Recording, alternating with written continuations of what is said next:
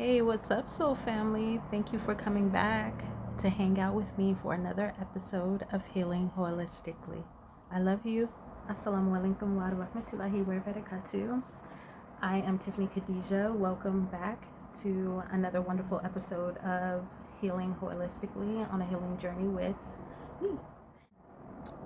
Thank you for sharing this journey with me.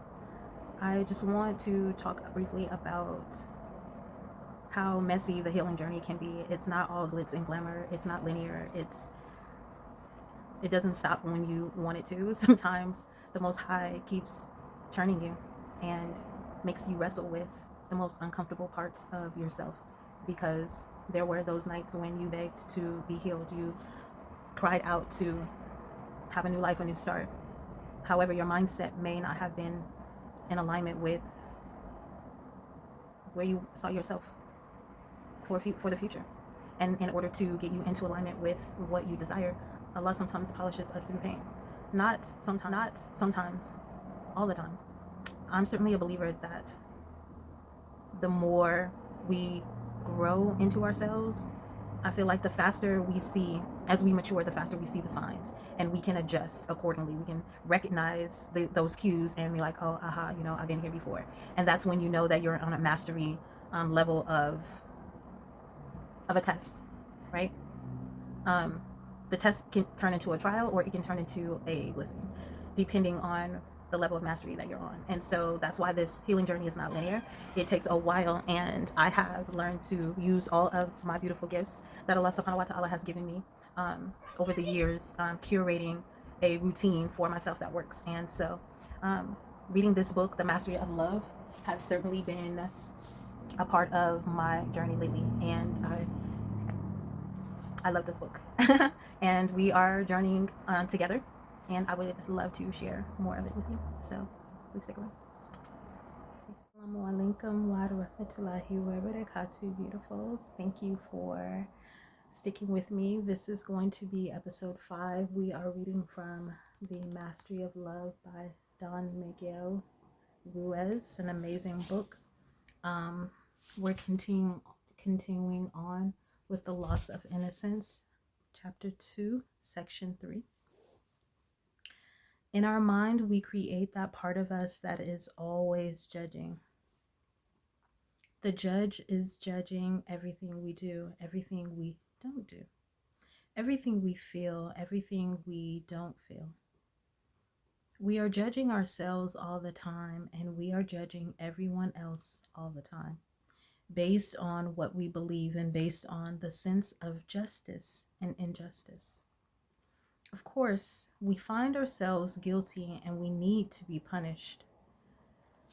The other part of our mind that receives the judgment and has the need to be punished is the victim. That part of us says, poor me. I'm not good enough. I'm not strong enough. I'm not intelligent enough. Why should I try? When you were a child, you could not choose what to believe and what not to believe. The judge and the victim are based on all of those false beliefs you didn't choose. When that information went into your mind, you were innocent. You believed everything. The belief system was put inside you like a program by the outside dream. The Toltecs call this program the parasite. The human mind is sick because it has a parasite that steals its vital energy and robs it of joy. The parasite is all those beliefs that make you suffer. Those beliefs are so strong that years later, when you learn new concepts and try to make your own decisions, you find those beliefs still control your life.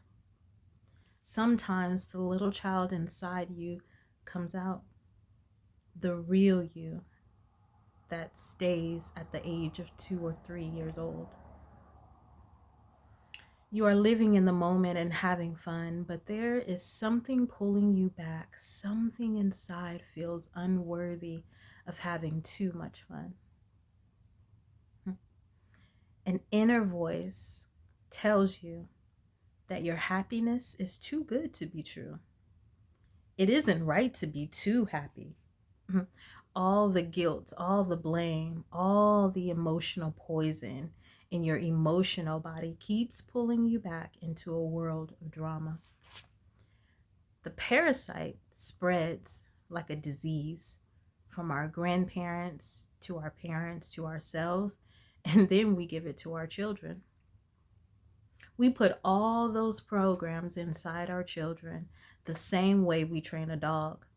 Humans are domesticated animals, and this domestication leads us into the dream of hell, where we live in fear. The food for the parasite is the emotions that come from fear. Before we get the parasite, we enjoy life. We play, we are happy like little children. But after all that garbage is put into our minds, we are no longer happy. We learn to be right and to make everyone else wrong. The need to be right is the result of trying to protect the image we want to protect to the outside. We have to impose our way of thinking, not just onto other humans, but even upon ourselves. With awareness, we can easily understand why relationships don't work with our parents, with our children, with our friends, with our partner, and even with ourselves. Why doesn't the relationship with ourselves work?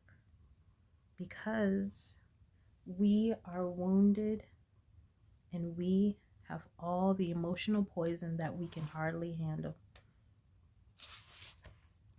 We are full of poison because we grow up with an image of perfection that is not true, which does not exist, and in our mind, it isn't fair.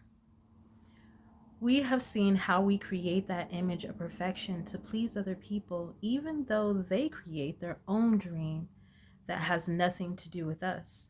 We try to please mom and dad. We try to please our teacher, our minister, our religion, and God. But the truth is that from their point of view, we are never going to be perfect. That image of perfection tells us how we should be in order to acknowledge that we are good, in order to accept ourselves. But guess what? This is the biggest lie we believe about ourselves, because we are never going to be perfect. And there is no way that we can forgive ourselves for not being perfect. That image of perfection changes the way we dream. We learn to deny ourselves and reject ourselves. We are never good enough or right enough or clean enough or healthy enough, according to all of those beliefs we have.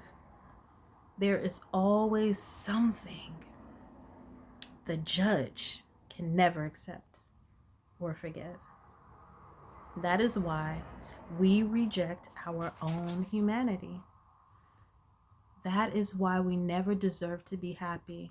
That is why we are searching for someone who abuses us, someone who will punish us. We have a very high level of self-abuse because of that image of perfection. When we reject ourselves and judge ourselves and find ourselves guilty and punish ourselves so much, it looks like there is no love. It looks like there is only punishment, only suffering, only judgment in this world. Hell, hell has many different levels. Some people are very deep in hell, and other people are hardly in hell. But still, they are in hell. There are very abusive relationships in hell and relationships with hardly any abuse. You are no longer a child, and if you have an abusive relationship, it is because you accept that abuse, because you believe you deserve it. You have a limit to the amount of abuse you will accept. But no one in the world, no one in the whole world abuses you more than you abuse yourself. The limit of your self-abuse is the limit you will tolerate from the other people. If someone abuses you more than you abuse yourself, you walk away, you run, you escape. But if someone abuses you a little less than you abuse yourself, perhaps you stay longer. You still deserve that abuse. Usually in a normal relationship in hell, it's about payment for an injustice. It's about getting even.